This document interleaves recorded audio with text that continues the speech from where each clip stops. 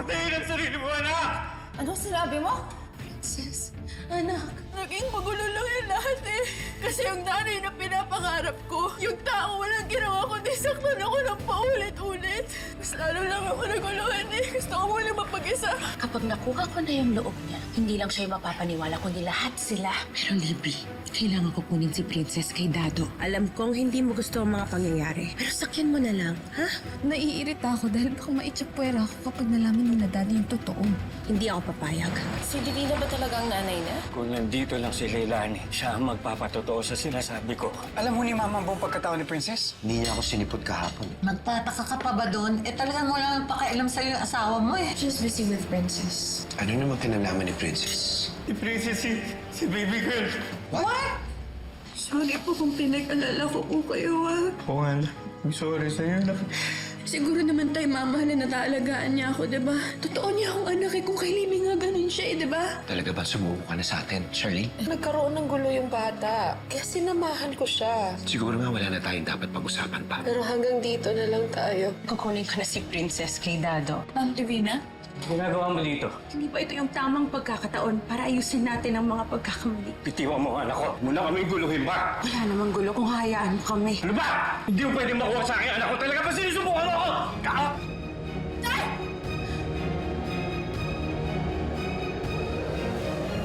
Tay! Jenny! Tay! Humihili! Ay, ito sa sakyan! Dalhin sa ospital? Natawag ako tulong sa dali! Tulong! Tulong! Tay! Eto! Bro, hanggang ngayon, hangover pa rin ako sa mga nangyari. Daig ko pa yung dasing sa information overload na nalaman natin regarding kay Princess eh. Sino ba naman kasi mag-iisip na yung nanay na matagal nang hinahanap ni Princess, seems Divina lang pala. Ako nga rin. Sobrang nahirapan ako matulog kagabi. Ang hirap ng pinagdadaanan ngayon ni Princess. Kung may matutulong lang ako. Alam mo bro, paramdam mo lang sa kanya na lagi kang nandyan sa tabi niya. Malaking bagay na sa kanya yan. Just be a good boyfriend.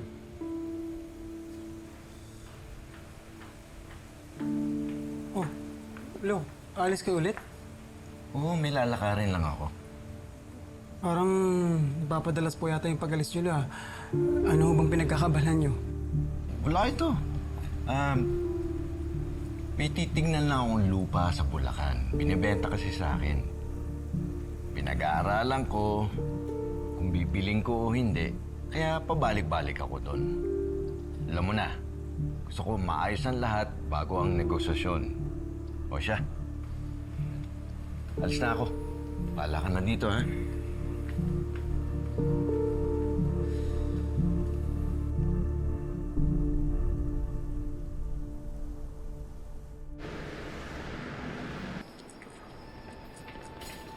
Guys, ito na. Nakita mo na. Ito na yung perfect moment para makuha mo yung loob ni Princess. Be the big person. Ganun. Alam mo na yun. Dali.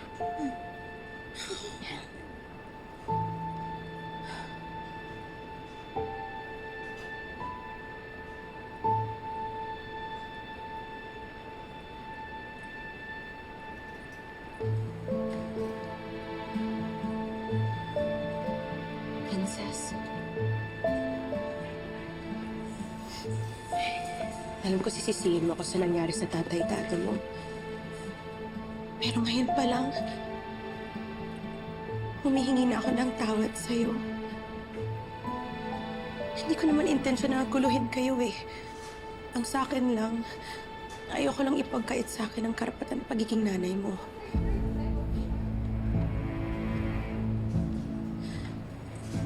Princess, alam kong galit ka. Kaya sampalin mo ko, saktan mo ko, gantihan mo ko. Dahil alam ko mahal mo ang tatay-dado mo. Kaya nga ingit na ingit ako eh. Dapat hindi na lang kita iniwan sa kulungan para hindi ako magkaganito. Gusto ko lang naman magkaroon ng chance na makasama ka.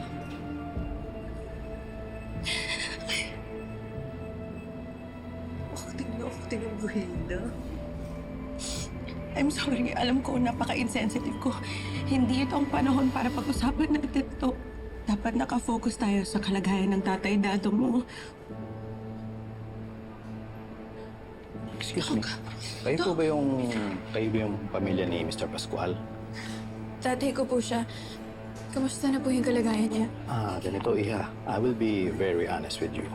Your father is not okay. He suffered from an ischemic attack. Ibig sabihin nito, may nakabara sa daluyan na sa kanyang brain part. Kaya siya nahilo at nawalan ng malay. Gagaling pa po ba siya, Dok? Oo naman, but first he needs to undergo a mechanical embolectomy.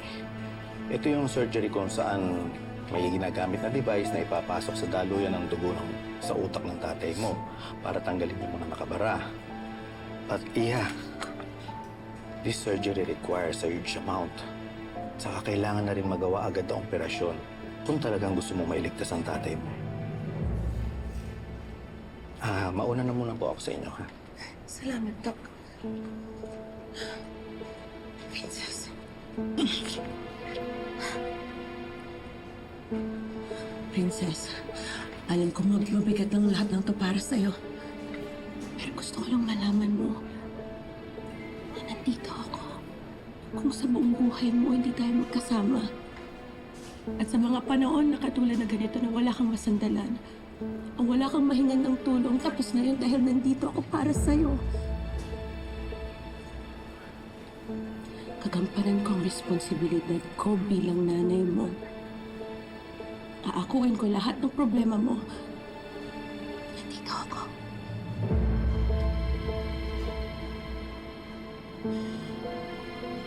Di ko po alam kung anong sasabihin ko sa inyo ngayon. Ayoko na munang isipin yan. Mas mahalaga sa akin yung kaligtasan ng tatay ko ngayon. Lahat ng iniisip mo. Yung bigat na yan, lahat ng gastusin dito sa ospital. Ako na bahala. Huwag mo nang isipin yon. Bigyan mo lang sa akin ng pagkakataon na makasama ka at makilala ka. Ibibigay ko lahat ng pangangailangan ng tatay mo. Ibigay mo lang sa akin ang gusto ko. Ang pagkakataon na makasama ka. Sumama ka na sa akin, Princess. Bahala sa lahat.